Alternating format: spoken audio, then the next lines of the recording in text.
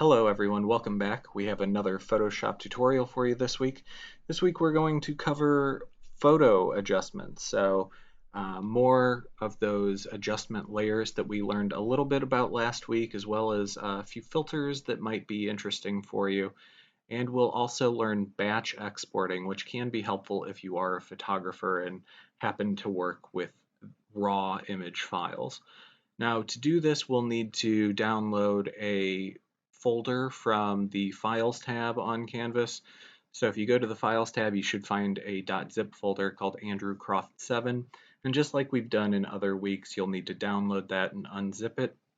You can work with any of these photos. I'm just going to pick one sort of at random to work with, but all of the concepts should apply to any of the photos. You could potentially use your own photography, but that's only if you have raw image files. If your camera takes photos and those files are .jpeg or some other non-raw file format, that's not going to work for us that well.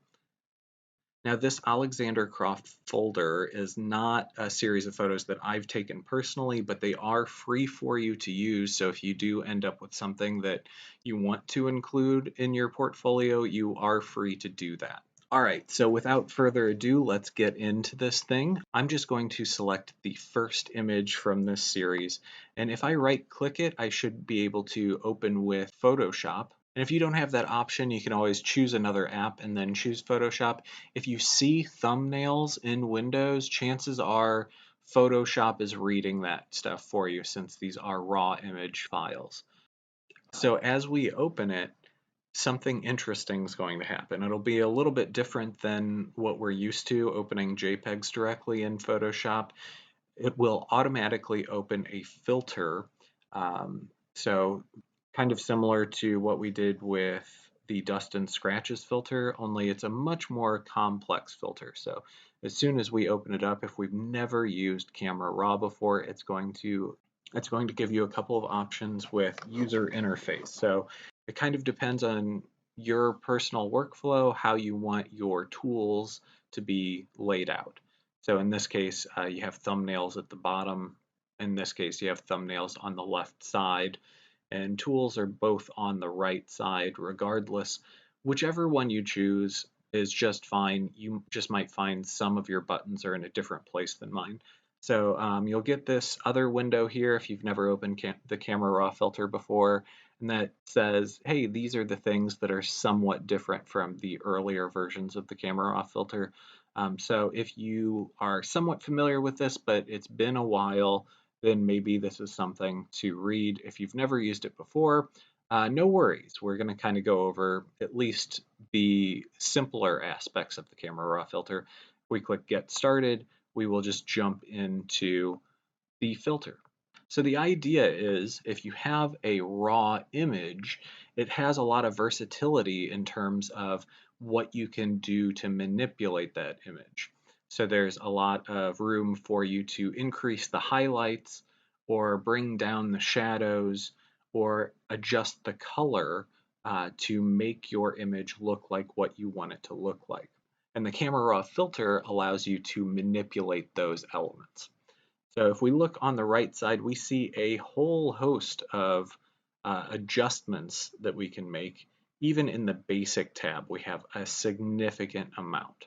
We also have tools on the right side of the adjustments area where we can crop our image. We can use something very similar to the spot healing brush.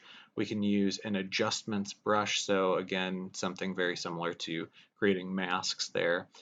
And then you have snapshots and presets. So if you create a preset, something that looks good for one photo and you'd like to add it to another, you can access that under presets. You save your preset and then you apply the preset.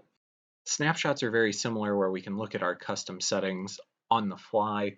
But presets also has a whole host of presets that are already kind of ingrained in the program. So if we go under the color tab here, we have a bunch of options. And this is maybe a good place to go if you just have no idea what you want to do with the image. And rather than experiment with all of the tools available to us, we can kind of see what works for a variety of images. So if I look at natural, looks pretty good, bright looks pretty good, and maybe we can find something in here that's a good starting point, then we can go back to edit and adjust things from there. You can see once we go back to edit, we see that the highlights, the shadows, the whites, and the blacks have all been adjusted already. And these are just preset numbers. So regardless of the image that you're bringing in, it's going to move those numbers in the same exact way. So if you like something here and then you bring in that image that has a dark background, maybe this doesn't work the same way as with the lighter background. So you do need to know what these things do so you can adjust accordingly. Now, what do they do? Let's take it step by step really quickly. So temperature adjusts how warm or how cool your image is. The more you go in the left direction, the cooler it gets. You see how blue she becomes, and if we end up on the very far end of that spectrum, it's really icy. It looks very unnatural. But a little bit of a cool temperature can look fairly natural and change the mood or the theme of your photo. You can likewise go in the other direction and make everything warm. You can see that even like the whites of her eyes are a little bit warm here. So the further you take it, again, she becomes very orange and unnatural, but a little bit in either direction isn't a bad thing. And maybe you can just find something that fits your personal aesthetic. It's totally up to you how you want to approach it. Now, tint a little bit goes a long way with tint. You can either move towards the greens or the magenta colors, which are a lot less natural than warm and cool. So warm and cool we see all the time with just light temperatures. So if you're a film production student, you know about tungsten light and daylight bulbs, right? Two different color temperatures, one being much more blue, the other one being much more orange. And we see that in incandescent bulbs and other types of bulbs in the house, as well as out in nature. Daylight is daylight color, right? So those things you see a lot more commonly in analog photography, and therefore it looks a little bit more natural. Now you could push your stuff into the greens or the magentas. Um, if you can make that work creatively for you, great. If not, maybe your stuff starts to look like alien-esque, which maybe isn't the best thing for some modeling photography like what we have in front of us. Exposure. Exposure is just the brightness or darkness of your image. This is like a global control, so it adjusts everything in the image. So as we start to turn this stuff down, you can see that like contrast is changing if you know anything about like a histogram, but it's not intended to be the thing to adjust contrast. So if you want your image to be darker or brighter, you just adjust exposure. Now, I wouldn't recommend that you do too much exposure control unless your image looks pretty bad initially. If it's overexposed, if it looks like this, then you probably do want to add a little bit of exposure control. And what's really helpful about these raw images is you have that option to adjust exposure without destroying the image. If you had a JPEG in here and it was overexposed, chances are you wouldn't be able to retain any information there.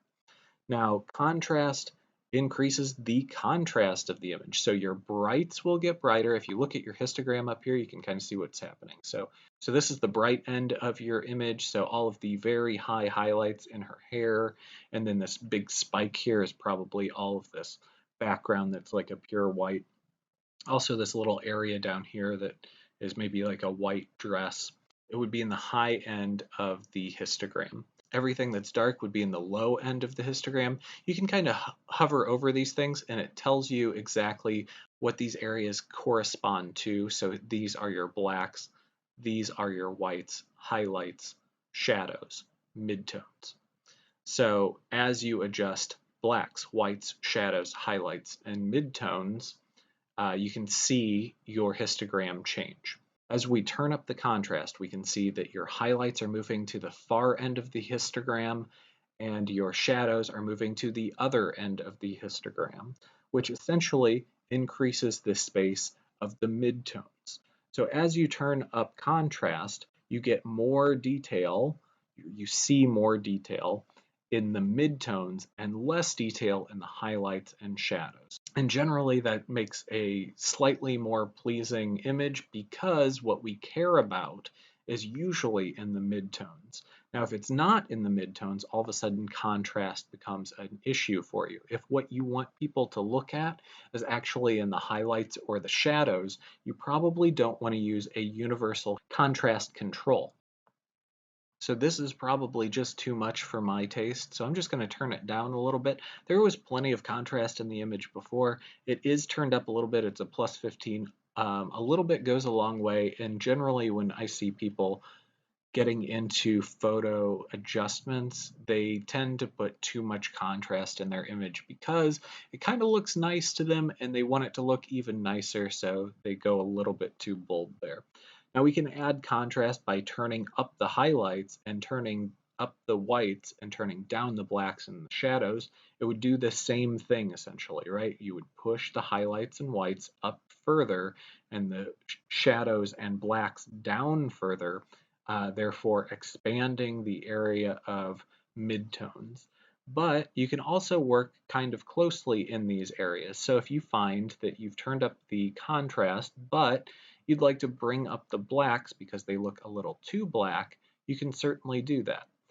You can likewise turn up the shadows if an area of shadow seems too bright, or you can bring it down if you need it to come down a little. We can do the same things with the highlights and the whites. And now we've started to make some fairly significant changes to our image. So if we want to see what it looked like initially versus what it is now, there are a couple of buttons towards the bottom of the window that you can toggle on and off, and there's a bunch of options with them too. So the button on the right side allows you to toggle before and after. I greatly prefer just to use this button to toggle things off and on to see what we've actually done. So it is a subtle adjustment. This is before with nothing on it.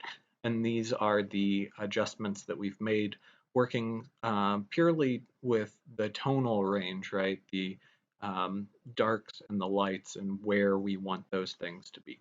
But if we move down just a little bit, we can see texture, clarity, and dehaze. If you turn these things up or down, that'll give you a much better idea of what they actually do than me trying to explain it.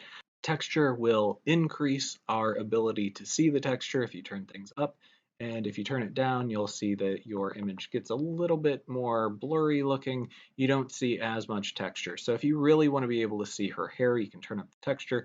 You can even paint in just her hair to have that texture control using the adjustment brush here. So if we turn that up really quickly, and if I like what the texture looks like, but I only like it for the hair, I can move over to the adjustment brush, and then I can paint in just that adjustment in a specific area. So if that adjustment is texture and I want that texture to be 100 so you can see it, I see that I now have a brush with a nice feathered edge that I can paint in the hair. And if I need to adjust like the brush size, I can do that here. And I'm not doing the greatest job at this, so I cut a little bit of her face and stuff. That's not what I would prefer. And likewise, I don't really like what the hair looks like. Maybe that texture looks a little bit harsh still, so we can always adjust that after we've painted in our mask area. We can just go back to the texture control and turn that down, and it's only affecting where we've painted. So if we wanted to turn up the texture up just a little bit there without messing with the rest of her face, we could do that. If I head back on over to the Edit tab, I can continue working on the overall image. Now under texture, you see clarity. That does something similar but different. It looks a little bit like sharpening on the image and a sort of hazy look instead of just like a blur. Again, it's something that's a lot easier just to look at and see what it does versus actually explain.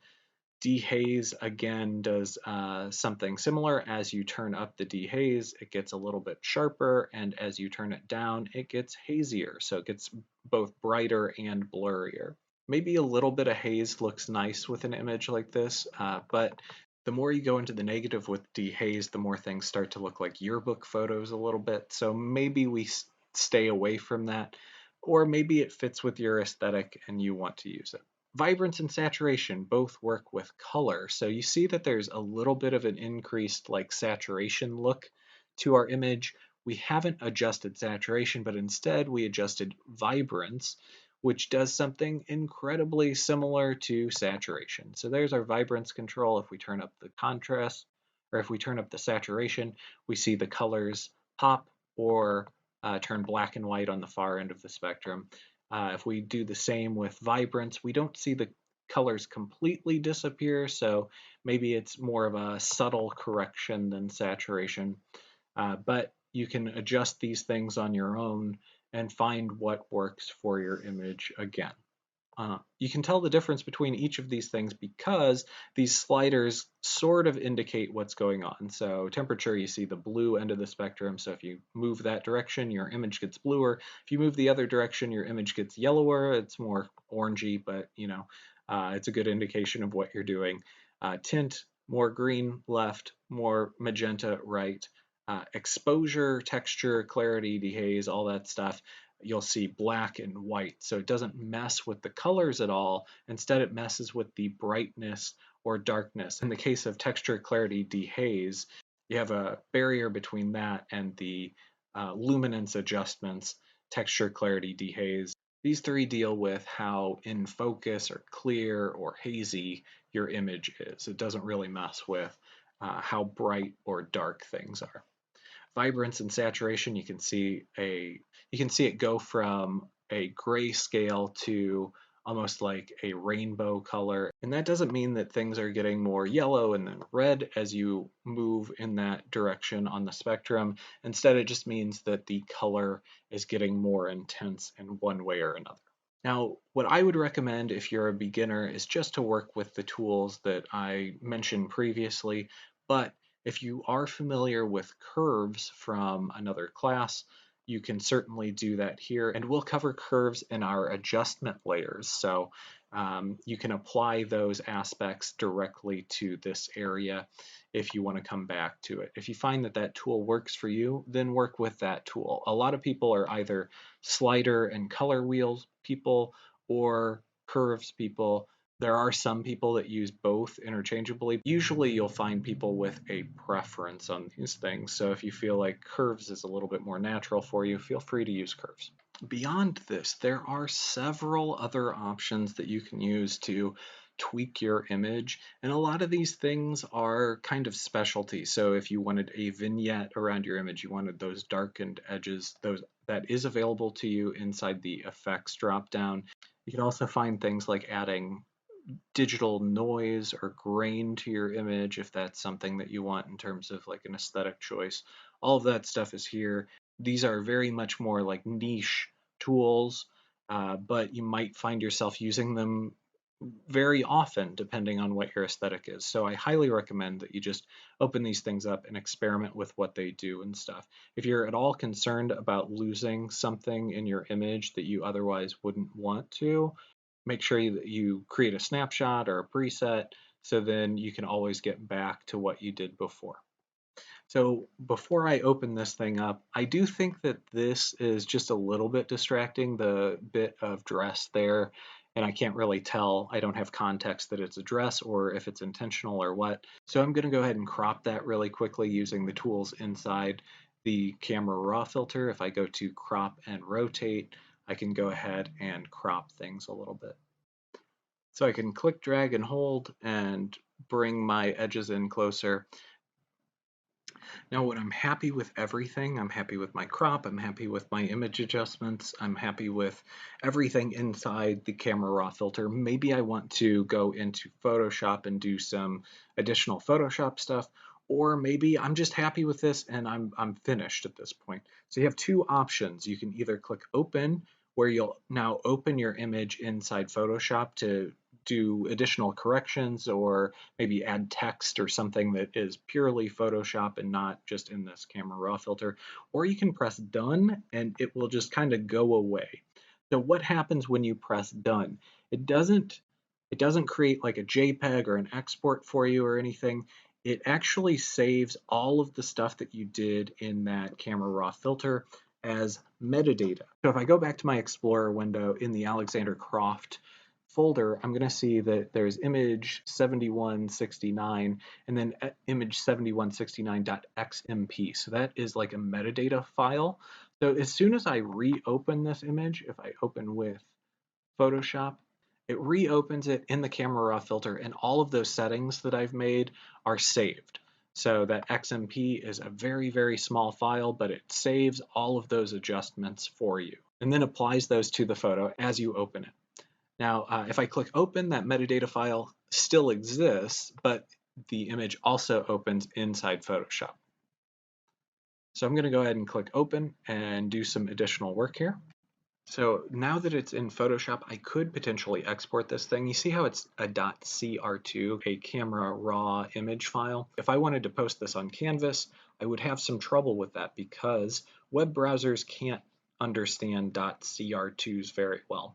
So if we needed this to be a web format, we could then export this as a JPEG, just as we've done with every other image that we have, and then we would be good to go. This leads us to some issues with CR2s. So if you are a photographer and you happen to shoot 300 photos and you don't have your camera set where every image is also saved as a JPEG ready for the internet, and you don't want to sit down and edit 300 photos, you just want to put those things out there easily and quickly, you run into a bit of an issue. You would have to pop each individual into Photoshop and then export them unless you used a batch process. So I'm going to show you that really quickly. So you don't even have to have your image opened up or any image opened up. All you have to do is be inside the program. You go to File, then Scripts, then Image Processor. You'll have a few options here and you'll need to tell the computer how you want to proceed to make your batch work. So the first thing we want to do is we want to tell the computer where all of our images are. So if we click that button that says select folder there, we can then navigate to our folder. The Alexander Croft folder is what we want there. We're going to go ahead and click select folder. Then you have the option to open first image to apply settings. So in the case of like camera raw, you can click that on, it will open up the camera raw filter. You can make adjustments and now those adjustments will be applied to each image as it's opened and then exported afterwards. So if you have something that you want to add, maybe you want to make all of your images just a little bit cooler, you can make that adjustment, and then as it runs the batch, it's going to make that same adjustment on every single image. Step 2 here is where is this stuff going to be saved? If you want it to be saved in the same exact location, you can do that. If you want it to go to a separate folder, that's probably a better idea. So we can just like create a new folder in the Alexander Croft folder that says exports. We select it and then click select folder, and you can see that now all of our exports are going to go in the same place. Finally, this is the most important thing. How do you want it to be saved? You could save it as a Photoshop document, but again, that would give us some trouble going out to the internet. You could save it as a .tiff, or you can save it as a JPEG. And remember that our JPEG quality can go all the way up to 12, so you can adjust that as necessary. You can make your quality a little bit smaller if you need a smaller file size. So resize to fit would resize our image to fit a particular size. So if you knew exactly how big every image needed to be, say for like thumbnails or something like that, you could select that on and then adjust the width and the height. So if you needed everything to be 1920 by 1080, you could select that on and then put in 1920 by 1080 and it would automatically conform all of your photos to be that. There is one more option in here called preferences. So you see a run action. You could potentially do some kind of like special effect on all of your images. You could add a wood frame to all of your images. A lot of these things look a little bit basic. I don't generally use that stuff, but you could if you want to, and you can look at it and see what it does. And if it does something that's pleasant for you, you can certainly add it. You can also add copyright info, so that's embedded as metadata in your image. So if it's your own particular image and you want to potentially sue someone for stealing it, adding a copyright info metadata tag in there could help you if those people don't rip the metadata out of the photo before posting it somewhere where they're not allowed to, or making money off of it or something. So when you're happy with everything, you can either save this as like a preset so that you can use it over and over again, or you can just click run and it should start working for you. So it'll open the very first image, and we told it to open it for image adjustments, and maybe we could make some image adjustments. It looks pretty good as is, but let's just do a couple of changes. We'll make our image just a little bit cooler, and we'll say, hey, that looks pretty good to us, and we're happy with it. We click open, and then it's going to do the batch export. So there it made the change, and then it did a save, and now it's opening a new one, making that same change, and then saving as a JPEG. So you don't have to do all of the stuff yourself. So instead, the computer is running all of the actions that you would need to do to make a slight adjustment and then export as a JPEG for you. So all you have to do is sit back and let it do its job. If you have 300 of these, you can see how this would be incredibly valuable to you. If it's just a small series and you do want to make the adjustments, it's probably not something that you'll want to do necessarily. But if you do have a camera that shoots .cr2s, and maybe you make the mistake of shooting a full day of .cr2 and you don't want that, you can do this very simple process to make your life a lot easier. Now, if we head back into our Explorer window, we can see that, hey, we have this new folder called exports, and if we pop in there, we can see that we have a series of JPEGs now that are ready to go out onto the internet. So back in Photoshop, I have another filter that I want to show you, an additional filter that is both interesting and controversial. We can add it just by heading up to the Filter tab at the top of the screen and then going to Liquify. So the liquify filter allows you to do a lot of things with any image, but as soon as you bring in a photograph of a human face, the AI will recognize that it's a face and give you a bunch of tools specifically for the human face. So there are these tools in here that can come in handy if you're doing something maybe surreal.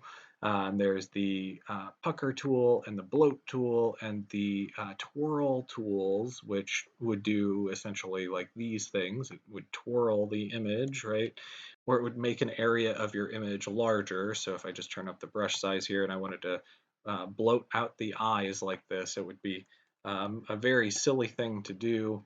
Or I could also pucker in the eyes. Again, you can adjust your brush size with the brackets there. Things that would be very unnatural to do, especially with a human face. These tools are available to you if you're working in illustrations. Maybe they make more sense to use there. But what I really want to talk to you about is the face tool in here. That you can do significant adjustments with the human face. And subtlety goes a long way with this, and morally or ethically, it may not make sense for you to do too much, but it is incredibly powerful. And I just want you to be aware that it exists. If I look over to the right side of the screen, I can see brush tool options, and we don't have to worry about that stuff. But if I just like kind of hover around my image, we can see that there are outlines for different areas. So it can see where the eyes are, it can tell where the nose is, the bottom of the nose, and where the lips are, and where the face is. All of these things are then adjustable to us. We could just do it inside the canvas here, or we can go into sliders for any of these things on the right side of the screen. Now, if I twirl down on eyes really quickly, we can see that there are eye size, height, width, tilt, and distance from each other, and I can adjust any of these things independently or gang together. So if we do an eye tilt, we can see that the left eye and the right eye work independently. So I can tilt the left eye in one direction or the other direction. So if you have a person that has a slight tilt to one of their eyes, we can actually correct for that. And then if we want to tilt both, all we have to do is click the little gang button here. So it looks like so that's a button that looks like chain link next to each other. The gang button appears in all kinds of programs, so make sure that you know what that thing does. But we can then tilt both of our eyes in coordination if we'd like. And then we could also potentially add width to our eyes.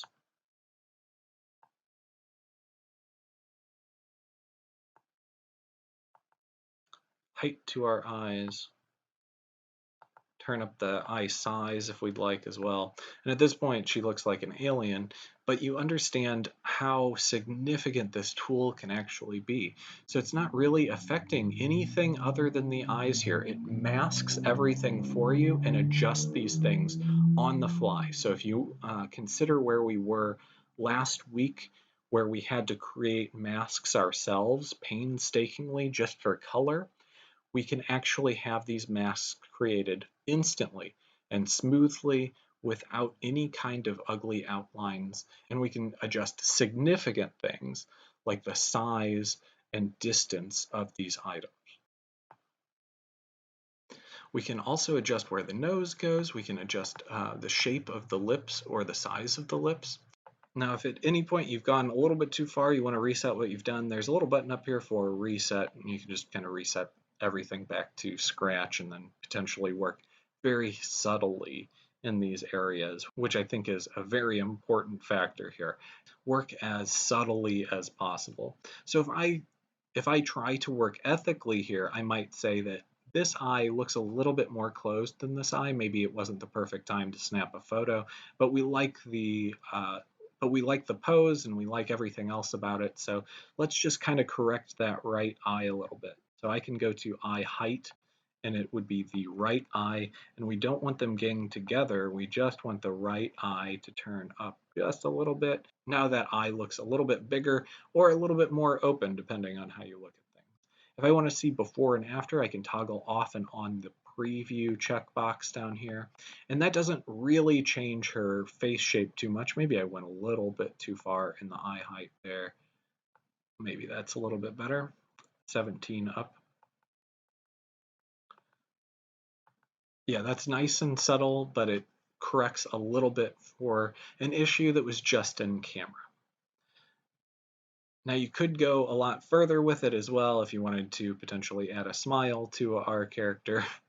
We could potentially add a smile to our subject. We can do a ton of stuff in this tool. So it's another one that I would recommend that you come to and experiment with. And again, a little goes a long way with this stuff. So I'm just going to make my eye correction here. I'm not going to mess with any other parts of her face. You are totally free to mess with her face as much as you want in your version of this. Okay, I have one more section for you, and it might take just a minute to get through. And honestly, you might not need this nearly as much as you might have before, but we're going to go over it anyway. And that's all of these adjustment layers. So we learned about hue and saturation last week. Let's find out what all of these other things do. And they all work exactly the same. So as you create this adjustment layer, you'll always see that there's a thumbnail on the right side, and you can create masks using selection tools or paint brushes. All of that stuff's available to you. So you can do these things just as an area of the image and not the overall image. You can also add blending modes and opacity to any of these things to kind of blend them in a little bit better. But in case you don't know what these things do, I'm going to do a quick crash course on all of them. A lot of them are available inside the camera raw filter, so that's why you might not use them nearly as much as what you would have in the past. So first up is brightness and contrast. If I click on it, I can see that the brightness and contrast adjustment layer pops up in my layers panel there, and it is on the uppermost layer. Now, brightness, adjust the brightness of our image, go figure, and contrast, adjust the contrast of our image. these are things that we did cover in the camera raw filter tutorial. So same thing here. Brightness isn't in there because it is a very, very basic tool. It's kind of similar to exposure, I guess. And then contrast increases our level of interest in the midtones. It makes the highlights brighter and then the shadows darker. If we click on auto, it will auto adjust these things. It will take the brightest pixel and take it to its absolute brightest, and it'll take the darkest pixel and make that a pure black. So we can see that our blacks are very, very black, and maybe that's not what we want to do. So auto image adjustments, not the best thing in the world to do because it really depends on your content. So I'm just going to leave this one on here, even though it doesn't look that great, because I want to show you how things work in coordination. So I'm going to go ahead and add a hue and saturation now. And we know what this tool does. It does work a little bit differently if your image is already in color. We don't have to toggle on the colorize thing, but we can adjust the saturation of our image. We can adjust the hue as well, and we can adjust the lightness too. So here's the deal though. These things, these adjustment layers, affect everything underneath it. So if I make this adjustment, the hue and saturation adjustment, and then I move my brightness and contrast above it, you can see that my image changes because the hue and saturation is affecting the brightness and contrast. So you can see that the image changes as I flip-flop these two filters. It is a subtle change, but I think that you can see it. So as I flip-flop them, you can see that the image changes just a little bit. And that's because it matters which one comes first. The hue and saturation is now affecting the brightness and contrast, which is affecting the background, but the brightness and contrast is only affecting the background layer right now. It's not messing with the hue and saturation. So the differences between these layers will become much more apparent as you start working with masks and multiple layers. Now, if you want any of these adjustment layers to only affect the layer directly beneath it, there is an option for that. So on any of these adjustment layers, at the bottom of the properties window, you'll see this little icon that looks like a rectangle with a right angle arrow and a strike through it. And if you click that button, you'll see in your layers panel that things change a little bit. You can see that little right angle arrow appear next to your layer, which indicates that it's only affecting the thing right beneath it. Anything beyond that, it's not. And you may be able to get around using this for the time being if you have a single image and lots of masks to kind of eliminate the crossover between these adjustment layers. But as we get into composited images like we're going to do next week, you'll see that if you have several layers from different images or several layers of an image that's supposed to look like one single image, you'll probably want to use adjustment layers that only affect single areas of that image so you can get everything looking uniform. If that's at all confusing for you, don't worry because next week we'll go into very fine detail on that. So let's continue down the adjustment layers. I'm just going to toggle off the ones that I've put on here so far. I'm going to click on the one right next to brightness and contrast, that is levels. It's another way to adjust the contrast of your image. You'll see quite a few ways to do that. And in here we see something very similar to the histogram we saw in the camera raw filter. You can see that this area is the darkest areas of our image. This area is the lightest areas of our image. We can see that big spike for that white backdrop around our subject. Now, if we want the darkest part of our image to become black, all we have to do is click one of these arrows and bring that inward. Now you can see that the darker areas of her hair here are now pure black. If that's what we wanted, we can do that. We can also make the lighter parts of our image brighter. So at this point, we have some stuff in her skin or hair that have now become a pure white because this is that pure white that we had before. And then we can see that there's some textured areas here because it's not a pure white, it kind of moves around. So as we click and drag this arrow, we can see that our highlights, or the areas closest to white, are now getting brighter. And then this middle area adjusts our midtones. So if we want our midtones to be darker, we can move in one direction. If we want our midtones to be lighter, we can move in the other direction. So it's a simple kind of, I guess, mathematical way of approaching contrast, you can see that histogram and then just move your shadows, midtones, and highlights where you want them to be.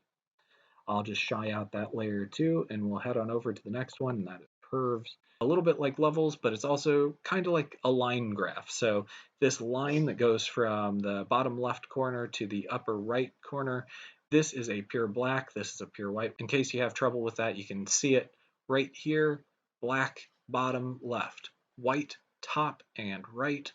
Now we can adjust where things go on the line, right? So this is our shadow area, the bottom left, but not at the very, very bottom left. The very, very bottom left is pure black, but things close to that would be shadows. And we can click and create some nodes. So let's put one in the shadow area and then maybe the highlight area, and then we have midtones in between. So if we click and drag our shadow down, we can see that our shadows are getting darker. If we lift that up, we can see our shadows get brighter. And if we bring those shadows downward and we bring our highlights upward, we can see that we've effectively we've effectively added a bunch of contrast to our image. So just like what we talked about before, shadows getting darker, highlights getting brighter, and then our midtones expanding. So there's more space in these midtones here. Now curves isn't just limited to tonal adjustments, but also color adjustments. So I'm just going to go ahead and delete my curves and add a new one so I don't have that tonal adjustment. So I can go into the red, green, and blue channels. And if I bring up the reds, you can see my image get redder, and I'm bringing up the reds everywhere, but mostly in the midtones.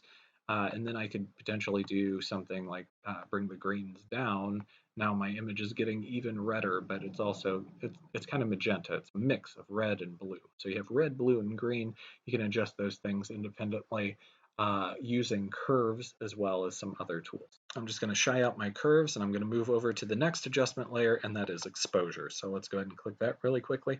So exposure is the same thing that we learned in the camera raw filter. If you want your image to be brighter or darker, there are some additional sliders there if you want to be more precise about things. Vibrance was also in the camera raw filter, so it's very similar to saturation. So as you turn this stuff up, color intensity will also turn up. There is a saturation control in here as well. So if you prefer to use vibrance and saturation rather than the hue and saturation, you are free to do so. We're familiar with hue and saturation, so I can just skip that one. Instead, I'll head on over to color balance. And now we're somewhere that looks kind of similar to what we had with curves and adjusting the red, green, and blue channels. Instead, what you have is you can adjust the cyan, magenta, and yellow channels in the shadows, midtones, or highlights area. Now this actually can come in handy for some creative adjustments. So what I like to do with a lot of my videos is add a little bit of blue to my blacks or blue to my shadow area. And it helps things kind of pop, especially if it's a warmer looking image or has skin tones to it and stuff. So just to show you how that works, I'm going to head on over to the tonal region of shadows, and then we're going to push things a little bit bluer. And we can see that we're getting a little bit of like a magenta color in there too, so we can add a little bit of green to it without really hurting anything. So there, my shadows have turned kind of blue, and with it off and on, you can see what that does. Adds just a little bit of a pop to our image. And that looks pretty good, actually. I would keep that probably if I was editing this photo. It wouldn't work with everything, but feel free to experiment here. Adding a little bit of color to your shadow region can really help make your image pop without having such a strong influence as, say, like the midtones. So if I go back into the midtones, we can push things red, and all of a sudden things get really red. It starts to affect things that we actually look closely at with our image. So if that's someone's face, that's probably trouble. Okay, I'm going to try that one out, and then I'm going to head over to black and white. If I click that on, you can see our image goes black and white. That is what black and white does. If you need quick black and white, you can click that. You can just as easily use like a hue and saturation or a vibrance and saturation, bring those numbers all the way down to 0, and your image should turn black and white. You can certainly use masks on this to make most of your image black and white, and then keep some color there as well if you wanted to do something very bold like that. One further down the list is the photo filter. So if we click that on, we can see a series of photo filters. There's a drop down here, there's a warming filter, there's a cooling filter, there's all sorts of colors as well. So if I turn on a cooling filter, you have a density of that filter as well. So as you turn that thing up, the cooler your image actually gets. Now, this may make sense to you if you are like a photographer and you're used to working with filters that you put on the front end of your lens. Otherwise, chances are you'll probably gravitate towards other areas because it's a little bit more defined and you have more options with the tools. Now, if you find that this is an easy way to work and you want to work with the photo filters, feel free. It can be very quick to work with, but I usually find that there's just not enough options for me to use it regularly. One further down the list here is the channel mixer. So you can go into any of the red, green, or blue channels. So all of your digital images have red, green, and blue, and those are the only colors in there, and how they mix gives you the actual color that you see. So you can go into the reds and potentially make the reds more red. Or if your image happened to have some kind of like white balance issue, you could adjust that. If your reds look funny for some reason, you can certainly adjust that too. The presets are always going to be red. When you go into the red channel, you'll see red at 100%, green and blue at 0. Green's at 100 and the other two are at 0, and blue would be at 100 and the other two would be at 0. So as you adjust these things, if you end up moving numbers where they shouldn't be and stuff, you can just move those things back. You can also tint certain colors as well, so maybe the reds and the skin tones aren't looking how you want them to look. They're just like too red. You can start to pull that down, and then all of a sudden greens and blues are mixing in there.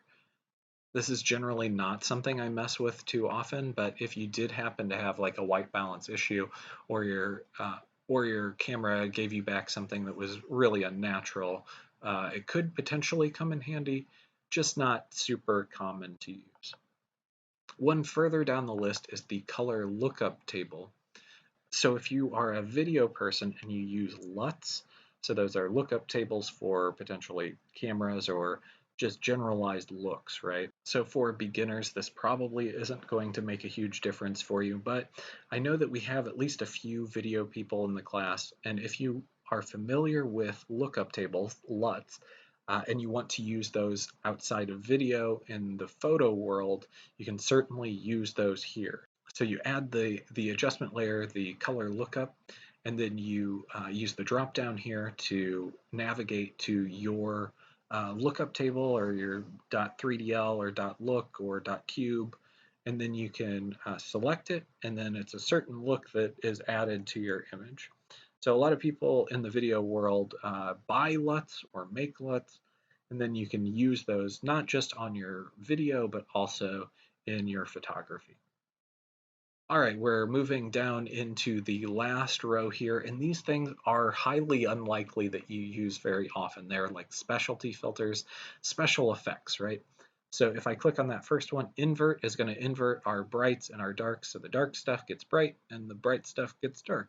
One to the right is posterize. If we click on posterize, we can see that it does this, what I would consider a kind of ugly effect, but it takes all these regions of color and luminance and groups them together. So all the highlights now turn into just like a pure color here, this yellow color. So it could work well for maybe some kind of vintage look that you're trying to do, or maybe you have some creative purpose to use the posterize filter, but generally it's something that looks not great aesthetically to me personally. I'll try that one out, and we'll head on over to threshold.